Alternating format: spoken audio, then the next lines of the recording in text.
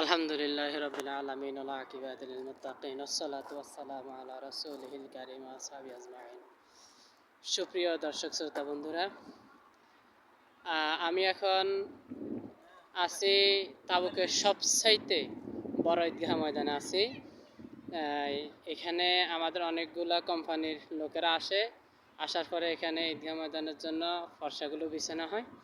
এই যে দেখতে পাচ্ছেন আপনারা, এই যে অনেকগুলো লোক এই যে বসে আছে, আর এই যে দেখতে পাচ্ছেন এখানে ফর্সাগুলো বিছানো হয়েছে। এই যে এখানেও লোক বসে আছে। ঈদুল আজহা, এখানে ঈদুল আজহার নামাজের জামাত অনুষ্ঠিত হয়। দেখতে পাচ্ছেন আপনারা এখন মাগরিবের পূর্বক্ষণ। এরপরও আলহামদুলিল্লাহ মোটামুটি স্পষ্ট দেখা যাচ্ছে। আপনারা দেখতে পাচ্ছেন একবারে শেষ প্রান্ত পর্যন্ত আপনারা যা দেখতে পাচ্ছেন গাছ বা বিভিন্ন জিনিস এ পর্যন্ত চতুর্দিকে এই যে দেখতে পাচ্ছেন বিশাল এরিয়া। আর এখানে এই যে ফ্লোরমেট, যথাযথ এখানে কার্পেট বা ফর্সা বলা হয়, এখানে এই ফর্সাগুলো বিছানো হচ্ছে। এইভাবে আমরা এগুলো বিছিয়ে যাব ইনশাআল্লাহ। এই দেখতে পাচ্ছেন। আর আমাদের কোম্পানিতে যে লোকেরা কাজ করে আমরা প্রত্যেকে আছি আলহামদুলিল্লাহ। এই যে নামাজের শেষে অনেক কাজ করার পর সবাই একটু রেস্ট নিচ্ছে বসে বসে। আপনারা দেখতে পাচ্ছেন এই পাখির মতো অনেকগুলা মানুষ ছোট ছোট দেখা যাচ্ছে, কারণ অনেক দূরে তো, তাই এই দেখতে পাচ্ছেন। আমার মনে হয় জুম করলে আপনারা বুঝতে পারবেন। আমাদের কোম্পানির লোক আলামিন ভাই, আমাদের নানা ভাই আছে পাশেতে, এই দেখতে পাচ্ছেন। আসলে জুম করলে স্পষ্ট দেখা যাচ্ছে না, কারণ মাঠের ভিতরে লাইট নেই, লাইট যা আছে সব বাহিরে। এই যে পাশে কিন্তু বড় মেন রোড, ডিস্ট্রিক্ট রোডগুলো। আসলে এখানের যত হাইওয়ে রোড হোক না কেন, আমাদের বাংলাদেশে তো হাইওয়ে রোডের পাশে অনেক গাড়ি দাঁড়িয়ে থাকে, রিক্সা থেকে, অটো থেকে শুরু করে, বাস থেকে শুরু করে। এজন্য বোঝা যায় মনে হয় যেন এখানে যানজট অনেক বেশি, কিন্তু এই দেশে সে সিস্টেম নেই। কোথাও বেশি সময় দাঁড়িয়ে থাকা বা জাম করা এটা করা যায় না, তাহলে কিন্তু আপনার জরিমানা করা হয়। মোরল যাদেরকে বলা হয়, পুলিশ একটা মোরল, এরা কিন্তু জরিমানা করে, যার কারণে এখানে দাঁড়িয়ে থাকা যায় না। এর জন্য যানজট দেখা যাচ্ছে না, আর বোঝাও যাচ্ছে না যে এটা হাইওয়ে রোড। গাড়ি আসতেছে আর যাচ্ছে, চলে যাচ্ছে, আসছে, চলে যাচ্ছে। এই হচ্ছে আমাদের জীবন, আমাদের লাইফ। আসলে আমরা তো মসজিদের কোম্পানিতে কাজ করি। এই মসজিদের পাশাপাশি এখানে প্রতিদিন আমরা আসতে হয়। আসার পরে ফর্সাগুলো বিছাইতে হয়, পরিষ্কার করতে হয়। এটা ফি সাবিলিল্লাহ, আলহামদুলিল্লাহ আমরা আল্লাহর জন্য এটা করে থাকি। আল্লাহ পাকের কাছে আপনারা দোয়া করবেন যাতে করে আমরা আল্লাহ তাআলার খুশির জন্য আমরা আরো বেশি বেশি করে কাজ করতে পারি, আরো বেশি বেশি করে কাজ করতে পারি।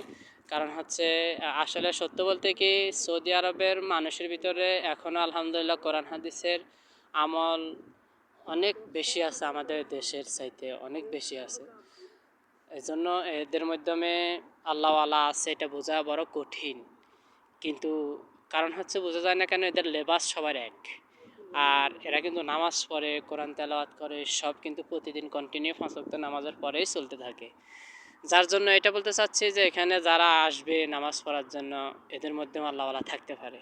আমরা হয়তো একটু আশা নিয়ে এই কাজগুলো করা, যদি একটা উসিলা আল্লাহ পাকের কাছ থেকে আমরা মাফ পাই বা একটা উসিলাতে কাল হাশরের ময়দানে নাজাত পাই, এই জন্য এই কাজগুলো করা। আপনারা প্রত্যেকে আমাদের জন্য দোয়া করবেন যাতে করে আমরা প্রত্যেকেই সুস্থতার সাথে মনোবল নিয়ে এই কাজগুলো আল্লাহ তাআলার খুশির জন্য আরও বেশি বেশি করতে পারি। প্রত্যেকে আমাদের জন্য দোয়া করবেন ইনশাআল্লাহ। আর আমরাও আপনাদের, আমার যারা সাবস্ক্রাইবার আছেন বা আমাকে ফলো করেন, আমার চ্যানেলটা ভিডিও দেখেন, তাদের প্রত্যেকের জন্য আমারও দোয়া থাকবে। আল্লাহ প্রত্যেককে হায়াতের তৈয়বা দান করুক এবং হায়াতের মাধ্যমে বরকত দান করুক, এ দোয়া রইল। আর যেহেতু আমরা প্রবাসে আছি, আসলে প্রবাসের লাইফটা আপনারা বুঝেন, অনেক কষ্ট, অনেক দুঃখ আর বেদনার মাধ্যমেই প্রবাসের জীবনটা অতিবাহিত করতে হয়।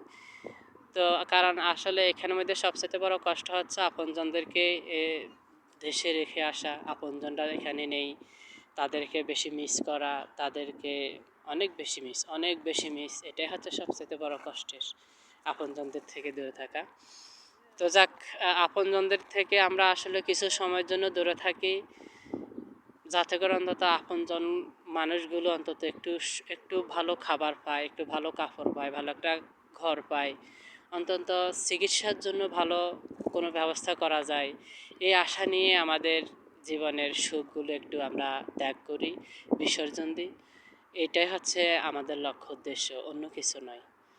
তো সবাই ভালো থাকবেন, আর সবার প্রতি আমার অন্তত একটা উদাত্ত আহ্বান থাকবেন, আমার এই ছোট্ট একটা চ্যানেল, অন্তত আপনারা যেই আমার এই চ্যানেলটা চোখের সামনে পাবেন একটা সাবস্ক্রাইব করবেন, আর বেশি বেশি লাইক কমেন্ট করবেন, আর আমাকে অন্তত অনুপ্রেরণা দেবেন, যাতে করে ছোট্ট ছোট্ট একটু আধটু করে ইসলামিক কিছু ভিডিও দিতে পারি। আল্লাহ পাক যাতে করে তৌফিক দান করে। আসসালামু আলাইকুম রহমতুল্লাহি বারাকাতুহু।